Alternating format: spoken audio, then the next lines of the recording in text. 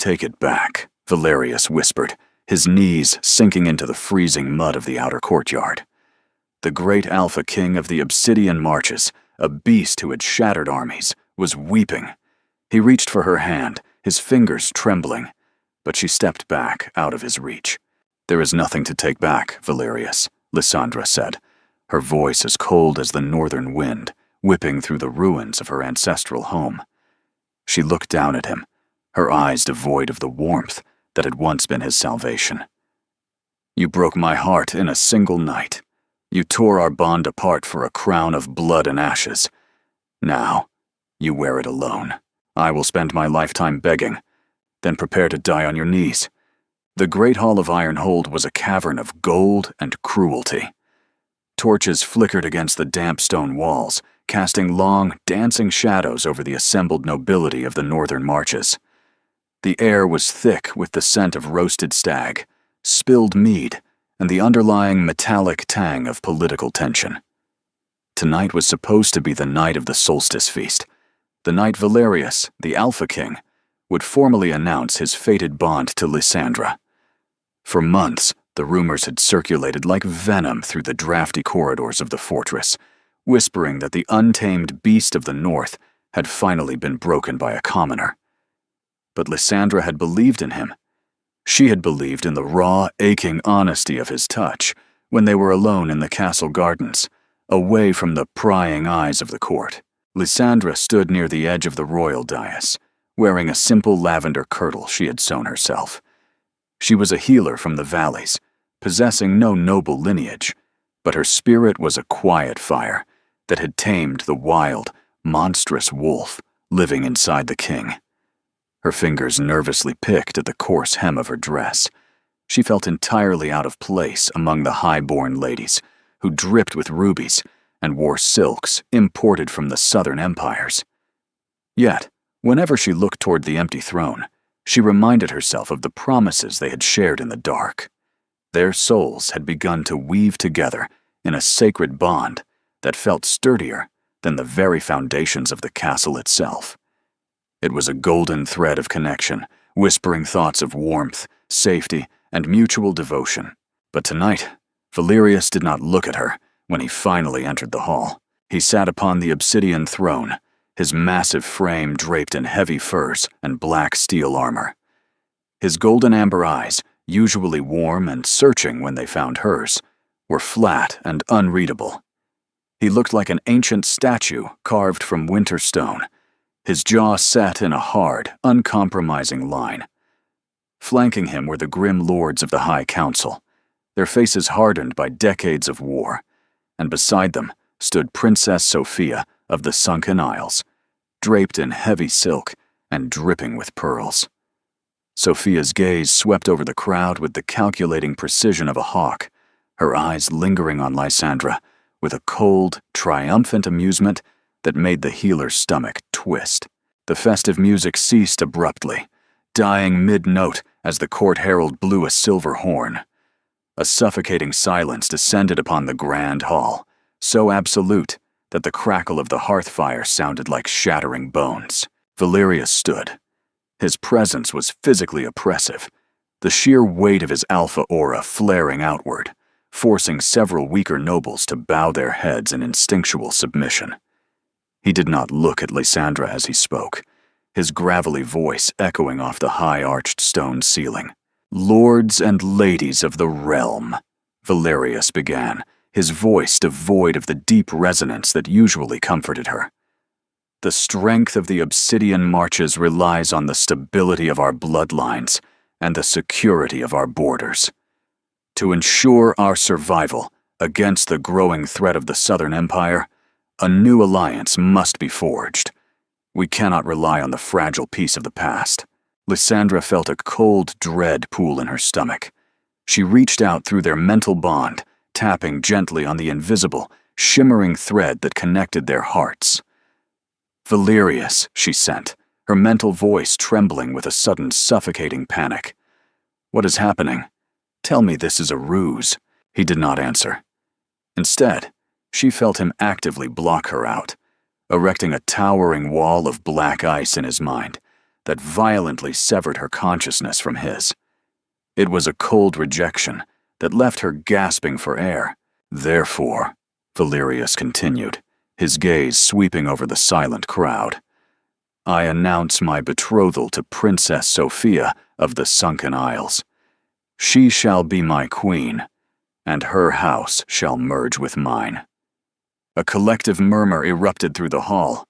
Lysandra took a step forward, her breath catching in her throat. Valerius!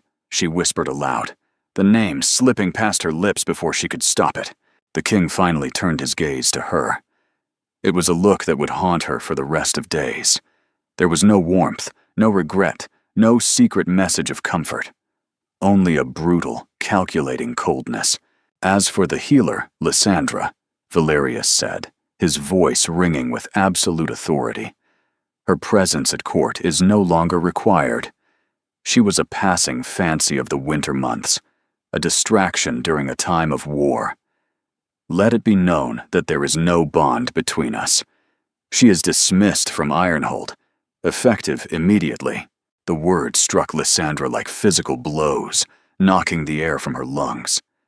The phantom pain of a severed bond, a connection torn away before it could fully lock into place, ripped through her chest. It felt as though her heart was being physically extracted from her ribs by icy claws. The court fell into a mocking silence, their eyes turning to her, some filled with pity, others with venomous triumph. Princess Sophia smirked, leaning closer to the king. Lysandra did not cry. She held her chin high, though her hands shook violently. She looked Valerius dead in his amber eyes, searching for even a flicker of the man who had held her in the garden and sworn to protect her. There was nothing. Without a word, Lysandra turned her back on the throne and walked down the long carpet, her footsteps echoing in the silent hall as she vanished into the freezing night. The storm outside Ironhold mirrored the absolute devastation in Lysandra's soul. A fierce, howling blizzard had descended upon the peaks, whipping the snow into blinding flurries that stung her face and quickly numbed her bare hands. She did not return to her quarters to pack her meager belongings. She knew that if she stayed even an hour, the guards would throw her out like common refuse on the orders of the High Council. Instead, she made her way directly to the drafty, dimly lit stables. Her fingers, stiff with the biting cold, struggled to saddle her white mare. Shiver. The horse whinnied softly, sensing the distress radiating from her mistress, leaning its head against her shoulder, as if to offer a silent animal comfort. Going somewhere, Valley Girl? Lysandra spun around, her heart jumping into her throat. Lord Vane, the leader of the High Council and the architect of the alliance with the Sunken Isles, stood in the stable doorway. His heavy wool cloak was dusted with snow, and a cruel, lingering smile played on his withered face. I am leaving, as the king commanded, Lysandra said, forcing her voice to remain steady, despite the violent shaking of her hands. A wise choice, Vane sneered, stepping further into the warmth of the stable. You were always an infection in this court, Lysandra. The king needs a queen of royal blood and absolute power, not a common healer who plays with dirt and herbs. Did you truly believe a beast like Valerius could love a lamb like you? He used you to pass the long, cold winter nights, and when the sun rose, he traded you for a real prize. You should be grateful he let you leave with your head. Lysandra tightened the girth of the saddle, refusing to give him the satisfaction of looking at her. He made his choice, Lord Vane, and so have I. She mounted Shiver, digging her boots into the mare's sides, and rode out into the blinding white of the Whispering Pass, leaving the old lord laughing in the shadows. Meanwhile, back in the castle's private solar, a violent storm of a different kind was raging. Valerius slammed his fist into the heavy oak desk, the ancient wood shattering into 1,000 jagged splinters under the supernatural force of his blow. His chest heaved in ragged, desperate gasps, his fangs extending as his golden eyes glowed with a dangerous, monstrous fury.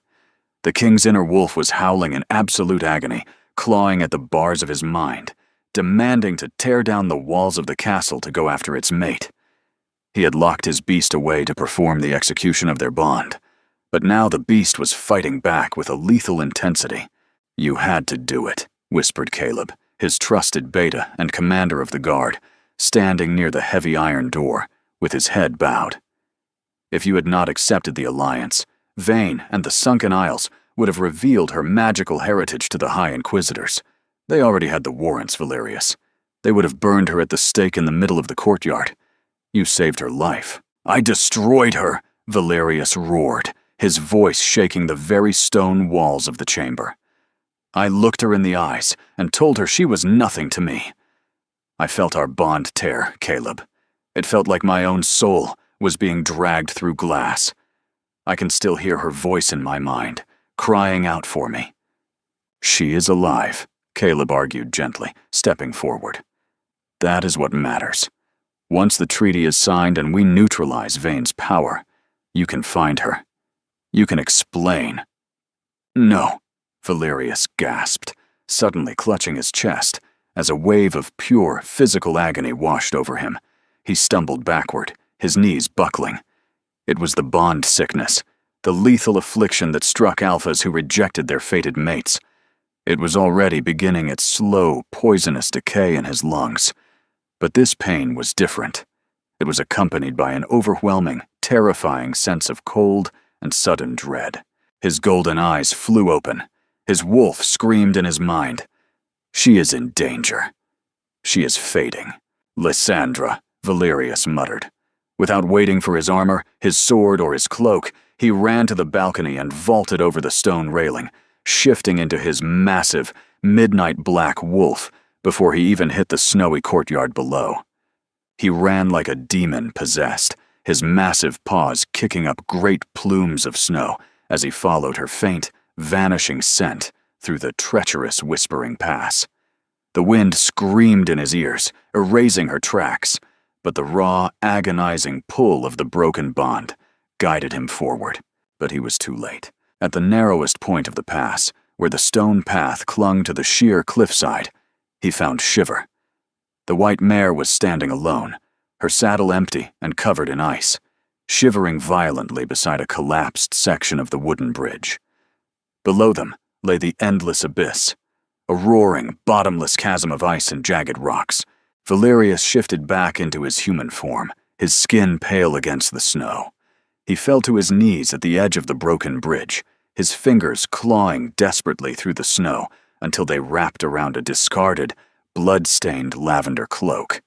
He clutched the frozen fabric to his chest, letting out a raw, guttural scream of pure despair that echoed off the mountains, the sound of a king who had traded his soul for a crown of ashes. 5 winters passed, like a slow, freezing death over the northern marches. The kingdom itself had grown remarkably prosperous under Valerius's absolute rule. But the king himself was nothing more than a hollow, breathing shell. He had never married Princess Sophia. On the very morning after Lysandra's disappearance, he had marched into the High Council chamber, executed Lord Vayne for treason, and publicly shattered the treaty with the Sunken Isles. He had then waged a ruthless, bloody war against their borders, bringing his enemies to their knees. He no longer cared about political alliances, royal legacy, or his own survival. He cared only for vengeance and the desperate, hopeless search for a ghost. Valerius's golden amber eyes had grown dim, their vibrant light replaced by a heavy, permanent exhaustion. His dark hair was now shot through with premature streaks of silver, and his massive frame had thinned. The bond sickness had slowly but surely decayed his legendary strength, leaving him with a constant, burning pain in his chest. Yet, he refused the aid of every royal healer, treating the agonizing physical rot as his holy penance for the crime he had committed against his mate. His wolf remained buried deep within his subconscious, silent and unresponsive, refusing to wake for a master who had broken their shared soul. "Your Majesty," Caleb said, quietly entering the war room. He looked older too, his face lined with deep worry for his dying king. We received a report from the southern borderlands, near the Wormtooth Mountains, a small village called Oakhaven. Valerius did not look up from the maps sprawled across the massive stone table. Another rumor, Caleb. I have chased 1,000 rumors of silver-haired healers over these 5 years, only to find charlatans, graves, and disappointment. Do not mock me with another lie. This one is different, sire, Caleb said softly, stepping closer and placing a small glass vial on the map. The local merchants say a woman lives in the deep pine forest. She heals the sick not with potions, but with a strange, life-giving touch that leaves the scent of pine and lavender in the air. And they say she travels with an old, white mare. The map slipped from Valerius's trembling fingers. He picked up the vial, his hand shaking so violently that the glass rattled against his ring. He uncorked it with his teeth and breathed in the scent. Pine and lavender. The dead, scarred bond in his chest gave a violent, agonizing throb. A single, brilliant spark of heat in a frozen wasteland. His heart hammered against his ribs. 2 days later, Valerius stood outside a humble stone cottage nestled in the misty, snow-covered valleys of the Wormtooth Mountains. He wore no crown, no royal furs, only a simple, travel-worn black cloak over a plain wool tunic. He was absolutely terrified. For 5 winters, he had prepared himself for her death, carrying her bloody cloak as a relic. The sudden, wild hope of her being alive made his heart beat with a frantic, painful rhythm he hadn't felt in half a decade.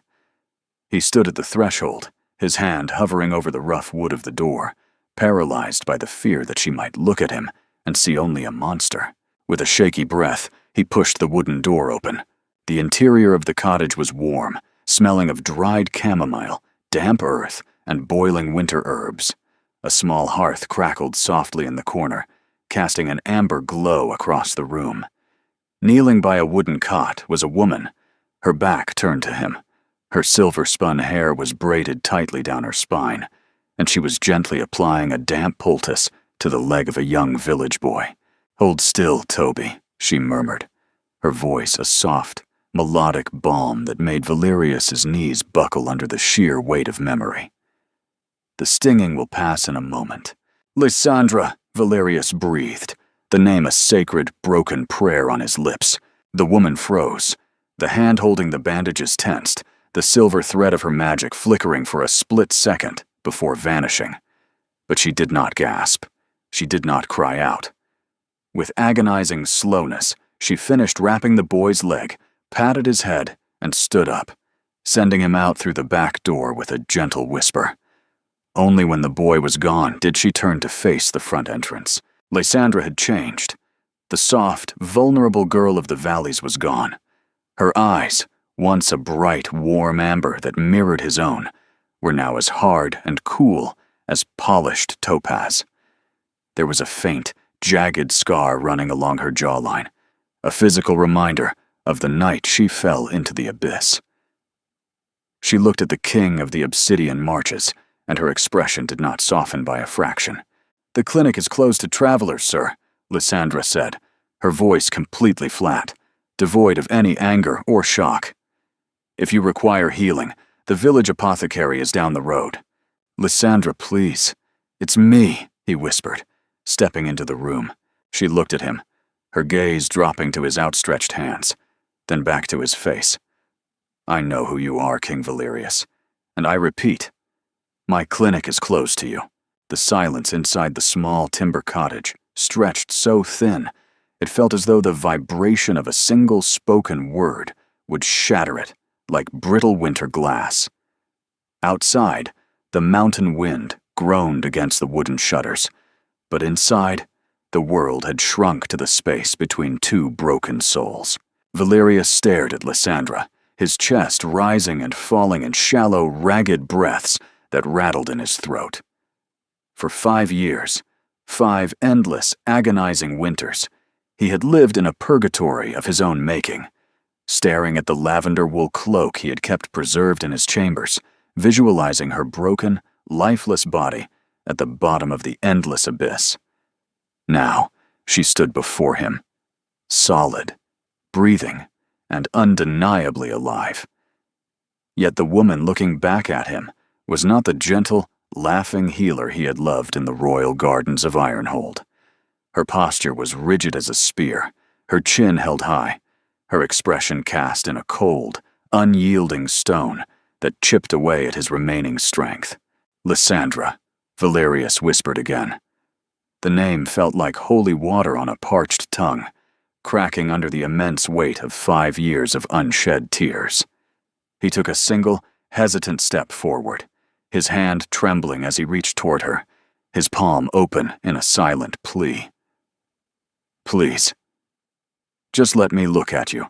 Let me assure myself that you are truly flesh and bone, and not another cruel trick of the mountain mist. I am here, Lysandra said, her voice dropping to a terrifyingly calm whisper that lacked any trace of the warmth he once knew. She did not flinch, nor did she retreat. But I am not here for you. You have no right to look at me, Valerius. You surrendered that right the moment you stood before your court and declared me a plague upon your kingdom. I had no choice, he choked out, his golden amber eyes pleading for a mercy he knew he had no right to expect. The raw agony in his chest flared, a physical burning that mirrored the rot of his soul. In an instant, the proud, imposing Alpha King of the Northern Marches collapsed to his knees on the dirt floor of her humble cottage. His royal mantle dragged in the dust, his head bowed before a valley commoner. Lord Vane had found proof of your earth magic. The High Inquisitors were already marching toward Ironhold with silver chains, iron collars, and stakes to burn you. If I had not publicly cast you out, if I had not broken our sacred fated bond in front of the entire court to make them believe I despised you, they would have taken you. They would have tortured you, Lysandra. I did it to save your life. Lysandra did not gasp. She did not weep. She merely looked down at the kneeling king, her topaz eyes utterly devoid of light. You did it to save my life, she repeated slowly, testing the bitter words on her tongue as if they were arsenic. And in doing so, you decided that my life belonged to you to dispose of. You chose to strip away my dignity, my home, my family, and my heart without ever asking me. You decided I was too weak to fight beside you. Did you ever stop to think, Valerius, that I would have gladly burned at the stake beside the man I loved, rather than live as a hollow, freezing ghost in this wilderness? Lysandra, please. You did not trust me, she continued, her voice finally cracking, exposing the raw, jagged edges of a wound that had never truly healed. You assumed I was a lamb to be protected, rather than a partner to stand beside you on the obsidian throne. You severed our fated bond, Valerius. You tore the soul out of my chest. Do you have any idea what that feels like? It was a slow, agonizing death. I fell into that abyss because my soul was screaming in so much pain that I couldn't breathe. My horse lost its footing in the blinding snow because I was too blind with agony to guide it. Valerius flinched as if struck by a physical whip, his broad shoulders trembling. The guilt washed over him in suffocating black waves. I know, he whispered, staring at the floorboards. I felt the bond sickness the moment the severing completed. I have felt it every day since. It is killing me, Lysandra. My wolf has been silent for 5 years. He refuses to wake, refuses to heal me, because he knows I betrayed our mate. A sudden, violent fit of coughing seized the king, cutting off his words. He collapsed forward, his hands catching him against the dirt floor. When he pulled his hand away from his mouth, it was stained with dark, nearly black blood, the unmistakable fatal sign of late-stage bond necrosis. Lysandra's professional instincts flared before her resentment could stop them. Her eyes narrowed as she analyzed his posture, the gray, ash-like tint of his bronze skin, and the labored rattle in his lungs.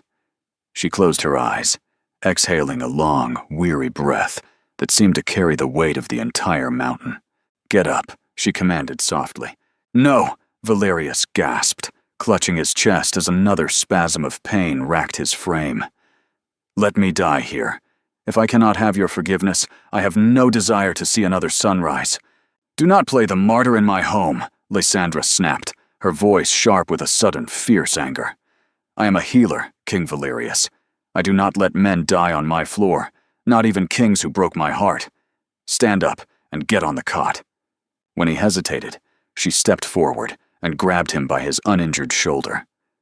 The moment her skin brushed against his tunic, a violent jolt of static electricity surged through them both, a faint, ghostly echo of the bond that once was. But the spark was cold, lacking the fire of their youth. Lysandra had used her own raw magic and the forbidden black root to chemically cauterize her side of the broken bond years ago. Valerius felt the terrifying emptiness of her touch, and a fresh tear escaped his eye. He let her guide him to the wooden cot, collapsing onto the rough wool blankets, his eyes never leaving her face. "Drink this," Lysandra said, forcing a wooden mug of bitter willow bark and pine needle tea into his trembling hands. "It will slow the decay, but it will not cure you. Only a restored bond can save an alpha from the sickness, and that is something I cannot give you." "Why?" Valerius asked, looking up at her with desperation. "Because the Lysandra who loved you died in the endless abyss," she said, turning her back on him to tend to the hearth. "And I have no intention of bringing her back." The night outside grew darker, the wind howling through the tall pines of the Wormtooth Mountains like a pack of starving wolves. Inside the cottage, the only sounds were the crackling of the hearth fire and the rhythmic, albeit heavy, breathing of the recuperating king. Lysandra sat at her heavy wooden table, her hands methodically grinding dried lavender and chamomile in a stone mortar. The repetitive scraping of the pestle was the only thing keeping her grounded, preventing her mind from spiraling into the chaotic memories of the past. She did not look at Valerius, who lay on the cot, his amber eyes fixed on her every movement. He watched her with the quiet intensity of a predator, yet there was no malice in his gaze, only a profound, desperate reverence, as if he were looking at a deity he had spent his life blaspheming against. "How did you survive the fall?" Valerius asked softly, his voice cutting through the quiet of the room. Lysandra's hands paused for a fraction of a second, before resuming their steady rhythm. "The snow was deep," she said flatly, her voice detached, as if she were speaking of another person's tragedy. "The branches of the pines broke my fall before I hit the frozen river below. My bones were shattered. I lay in the dark for 3 days, waiting for death to finally claim me. But the cold froze my blood, keeping me from bleeding out. Eventually, an old hermit found me. He dragged me to his cave, set my bones, and taught me how to hide my magic from the world." She reached up, her fingers tracing the jagged, pale scar along her jawline. "He died 3 winters ago. I took his cottage, and I became the healer of Oakhaven. I carved out a life of peace, Valerius, a life where no one looked at me with pity or disgust. A life where I was not a passing fancy or a political liability to a crown that demanded blood. You were never a liability to me," Valerius said, his voice thick with emotion. He sat up slowly, his muscles groaning in protest as he swung his legs over the side of the cot. "Every law I passed, every war I waged after your disappearance, it was all to tear down the world that forced us apart. I executed Vayne. I slaughtered the lords who whispered against you. I made the northern marches safe for you. You made it safe for a version of me that no longer exists," Lysandra countered, turning to face him. She leaned against the table, crossing her arms over her chest, as if protecting herself. "You built a cage of safety out of the bodies of your enemies. But you never stopped to think that maybe I didn't want a king who ruled through fear. I loved the boy who brought me wild roses from the castle gardens. I loved the wolf who protected the weak, I do not know the tyrant who sits on the obsidian throne. Valerius closed his eyes, the truth of her words cutting deeper than any silver blade. He's still here, he whispered. My wolf, he only wants you. Even now, sleeping beneath the sickness, he is trying to reach for you. He is reaching for a ghost, Lysandra said, her voice dropping. Before Valerius could reply, the heavy wooden door of the cottage was suddenly flung open. The cold mountain air rushed in, extinguishing several candles and causing the fire to hiss in protest.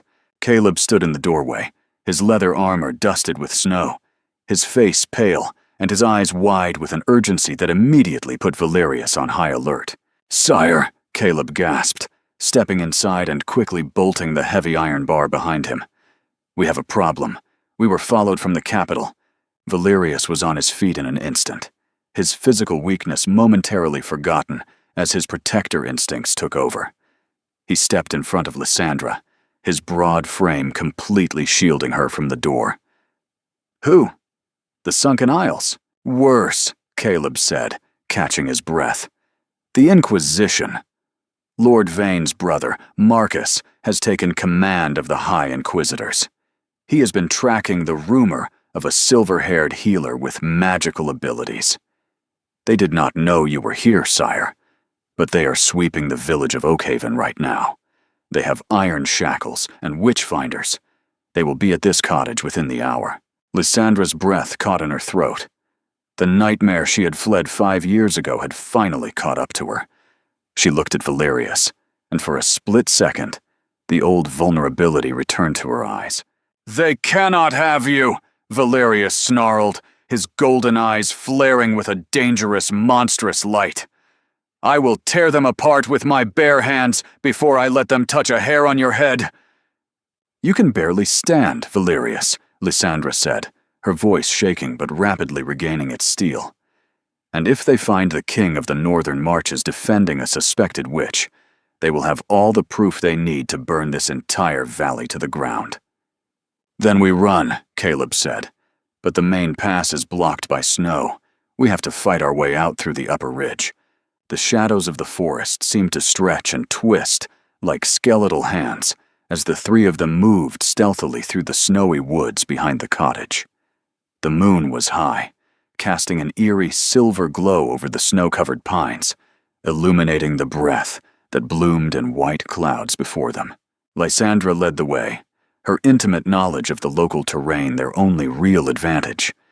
She carried a small leather satchel filled with her most potent herbs and potions. Behind her came Valerius, his hand resting on the gold hilt of his broadsword, his jaw clenched against the agonizing pain in his chest. Caleb brought up the rear, his eyes scanning the tree line for any sign of movement. "The old hermit's cave is an hour's march through the upper ridge," Lysandra whispered, keeping her voice barely louder than the rustle of the wind. "It is hidden behind a frozen waterfall. If we can reach it, we can hide until the Inquisition passes." "We won't make it," Caleb muttered, pointing toward the ridge ahead. Through the trees, the flickering orange glow of torches appeared. Shouts echoed through the silent forest, accompanied by the deep, terrifying baying of witch hounds. The Inquisition had already established a perimeter, sealing them in. "They have our scent," Valerius growled, his hand tightening on his sword. "Lysandra, take Caleb and run. I will hold them off here." "No," Lysandra said, turning to him, her eyes fierce. "You are too weak, Valerius. If you try to shift into your wolf form, the bond necrosis will stop your heart before you can even draw blood. You cannot fight them alone. I would rather die defending you than live another day knowing I failed you again," Valerius said, his amber eyes locking onto hers with a fierce, absolute devotion. "This is my penance, Lysandra. Let me pay it." "I do not want your death as penance," she hissed, her topaz eyes flashing with a sudden magical spark. "I want you to survive so you can leave me alone. Now shut up and follow me." She pulled a small vial of gray powder from her satchel. "Windroot and dried nightshade," she explained to Caleb. "If they get close, throw this into their torches. The smoke will blind them and dull the hound's senses. Before they could move, a heavy crossbow bolt whistled through the freezing air, embedding itself in the pine trunk inches from Lysandra's head. "Witch!" a harsh voice bellowed from the shadows. Out of the darkness stepped 5 men clad in the crimson and silver armor of the High Inquisition. Their faces were hidden behind terrifying, expressionless iron masks. Leading them was Marcus Vane, his eyes burning with a fanatical hatred that mirrored his late brother's. "So, the rumors were true," Marcus sneered, unsheathing a heavy, silver-plated broadsword that gleamed maliciously in the moonlight. "The Valley Girl survived her fall, and she has brought us the Alpha King himself. What a glorious day for the faith. 2 heretics for the price of 1. "Marcus!" Valerius growled, stepping forward. He drew his sword, the steel singing in the cold air. Despite the sickness ravaging his body, his alpha aura flared outward, a crushing weight that made the Inquisitors hesitate. "You have crossed into my territory. Step back, or I will feed your bones to the wolves." "Your territory?" Marcus laughed, a cold, mocking sound. "You are a dying king, Valerius. We can smell the rot on you from here. The bond sickness has made you weak. Kill the guards. Bring me the girl." The 4 Inquisitors charged. Caleb met the first 2 with a fierce battle cry, his twin daggers spinning in a deadly blur. Lysandra threw her blinding powder at the 3rd, the resulting explosion of purple smoke, causing the man to scream and claw at his eyes. But the 4th Inquisitor bypassed the chaos, his iron-tipped spear thrusting directly at Lysandra's throat. Valerius moved with a speed that defied his physical state.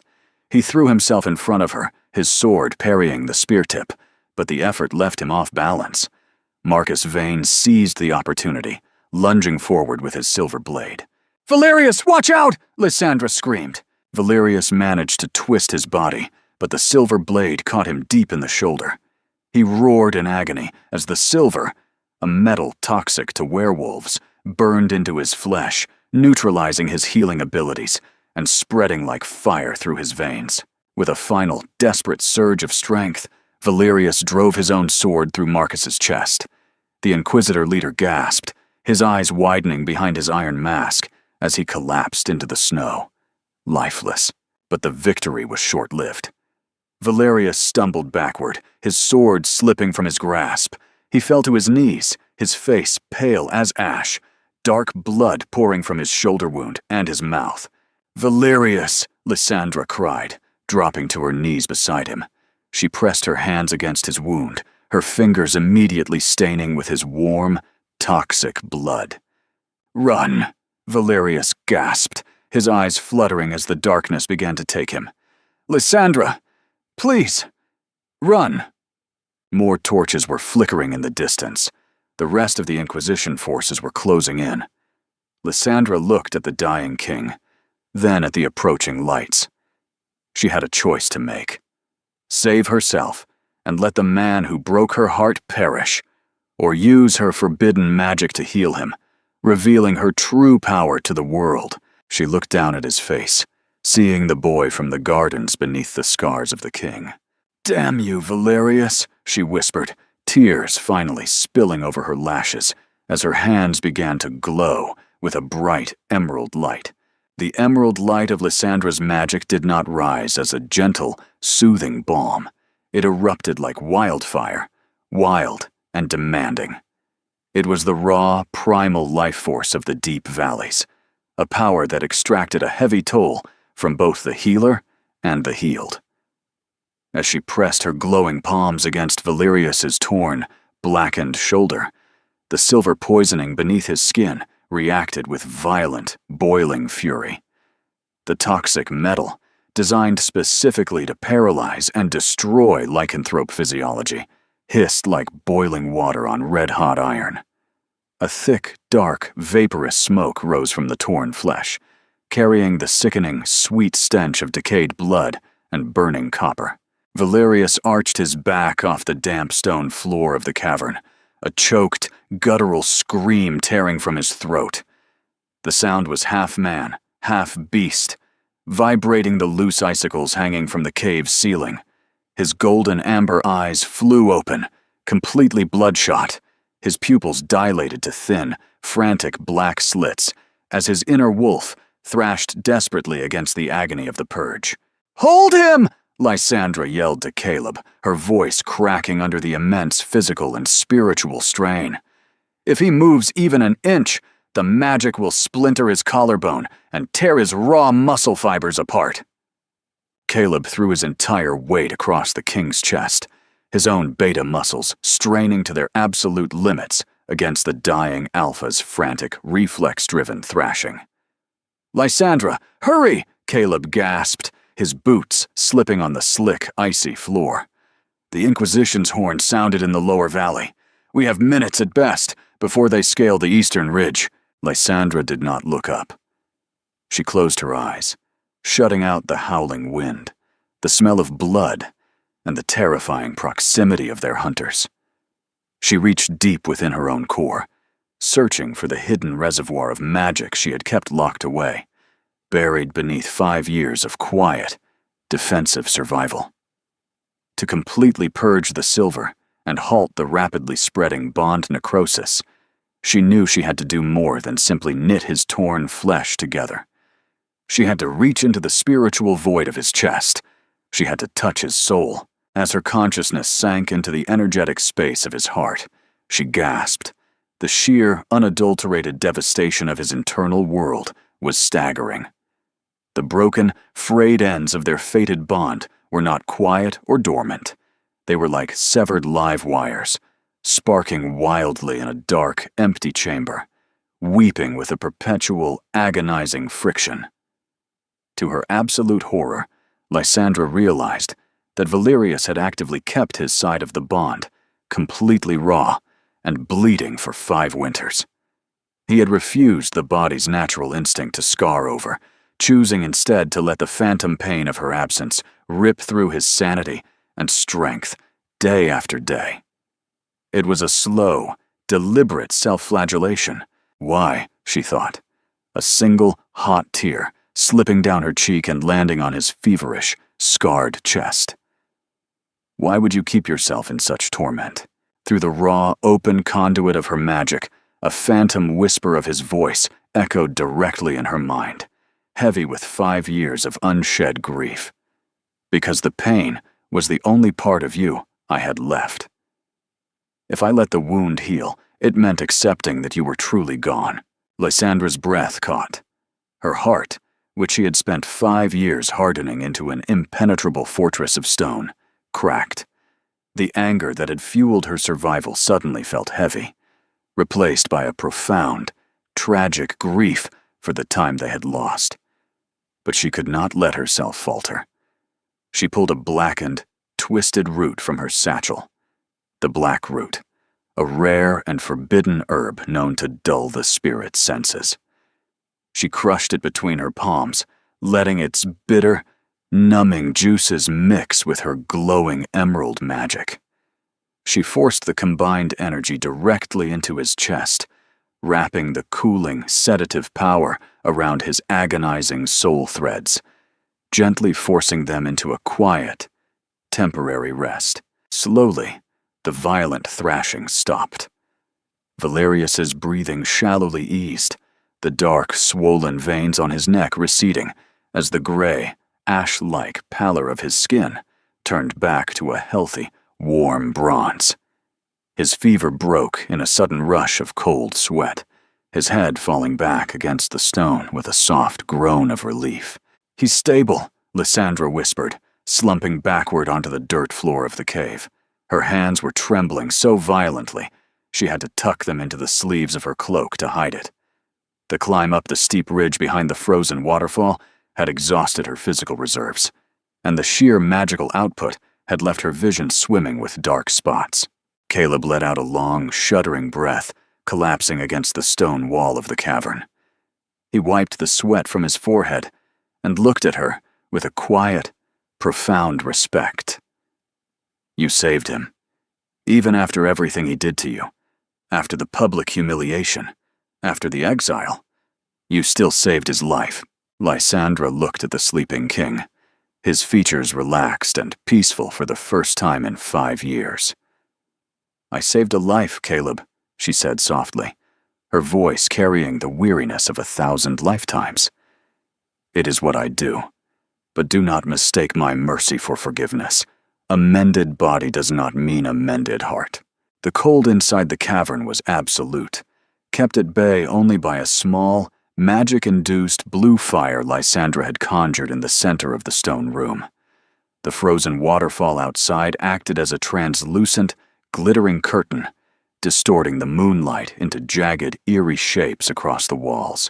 Valerius woke with a sudden, sharp intake of air. He sat up, his hand flying to his shoulder. The wound was closed, replaced by a fresh, puckered pink scar. But more than that, the crushing weight in his chest, the suffocating rot of the bond necrosis, had subsided into a dull, manageable ache. "You used the black root on me," Valerius said, his voice quiet as he looked at Lysandra, who sat across the fire, her knees pulled to her chest. "I used it to numb the necrosis," she said, not looking at him. "It is the only reason your heart is still beating. But it is a temporary patch, Valerius. It will only last a few weeks. After that, if you do not find a way to let the bond go completely, it will finish you." "I will never let it go," he said softly, stepping off the makeshift bed. His movements were still stiff, but the predatory grace of the Alpha King had returned. He walked toward her, stopping just at the edge of the blue fire's warmth. "Even if it kills me, I will carry your mark to my grave." "That is your choice," she said, her voice rising with a defensive edge. "But don't expect me to watch you do it. Once we are out of this forest, we go our separate ways." Before Valerius could answer, Caleb entered from the mouth of the cave, his expression grim. "The Inquisition has stopped searching the lower village, but they aren't retreating. They've set up a perimeter at the frost line, right at the base of the waterfall. We can fight our way through," Valerius said, reaching for his sword. "My wolf is awake. He's weak, but he can fight." "It's not just the Inquisition anymore, sire," Caleb said, his voice trembling slightly. "A military carriage just arrived from Ironhold. It bears the crest of the Sunken Isles. Princess Sophia is with them." Valerius froze, his amber eyes narrowing. "Sophia? She has no authority to command the Northern Army, let alone the Inquisition. She doesn't need authority when she has a coup." A sharp, high-pitched voice echoed from the entrance of the cavern. The frozen waterfall shattered inward, sending thousands of deadly ice shards raining into the cave. Through the glittering dust stepped Sophia, draped in heavy silver fox furs, flanked by 10 iron-clad royal guards and the remaining High Inquisitors. Sophia smiled, a cold, victorious expression that held no trace of the Princess Valerius had once betrothed. "You stayed away too long, Valerius. The High Council got tired of a king who chased ghosts. They declared you dead of the sickness 3 days ago. And as your designated betrothed, I have assumed the regency of the Obsidian throne." "Sophia," Valerius growled, stepping in front of Lysandra, his claws extending as his alpha aura flared. "You committed treason." "I saved our kingdom from a weak, lovesick wolf," Sophia spat, pointing her silver-plated staff at Lysandra. "And now I will purge the infection that started it all. Kill the king. Bring me the witch's head." The cavern erupted into chaos. Caleb charged the royal guards, his twin daggers spinning in a deadly blur. Valerius, despite his lingering weakness, met the first wave of Inquisitors. His sword clashed against their silver shields, the metallic ringing echoing deafeningly off the stone walls. His wolf howled in his mind, fueling him with a desperate, monstrous strength as he fought to keep the attackers away from the back of the cave. But Sophia's guards were elite, trained specifically to hunt down rogue werewolves. 2 of them managed to bypass Valerius, their heavy iron chains whipping through the air, wrapping tightly around his torso and pinning his arms to his sides. "No!" Lysandra cried. She stood up, her topaz eyes flashing with a brilliant emerald fire. She slammed her hands onto the stone floor of the cave. The ground trembled. Thick, thorny vines of black root burst through the stone cracks, wrapping around the legs of the guards and dragging them to the ground with bone-shattering force. "She's a high-class mage!" one of the Inquisitors screamed. "Use the silver nets!" A weighted net made of woven silver wire was launched through the air, settling over Lysandra. The moment the toxic metal touched her skin, her magic fizzled out, and she fell to her knees with a painful gasp, the silver burning through her clothes. Sophia stepped forward, her silver staff raised, its tip glowing with a destructive white light. She aimed it directly at Lysandra's chest. "A commoner from the valley. You caused so much trouble, healer, but your story ends in this cave." Valerius looked at Lysandra, trapped beneath the silver net, her eyes wide with fear. The image of her falling into the endless abyss 5 years ago flashed in his mind. The paralyzing terror of losing her again ripped through his chest, shattering the numbing block she had placed on his bond. "I would rather burn," his wolf roared. "I would rather shatter the world." With a guttural, primal roar, Valerius's body expanded.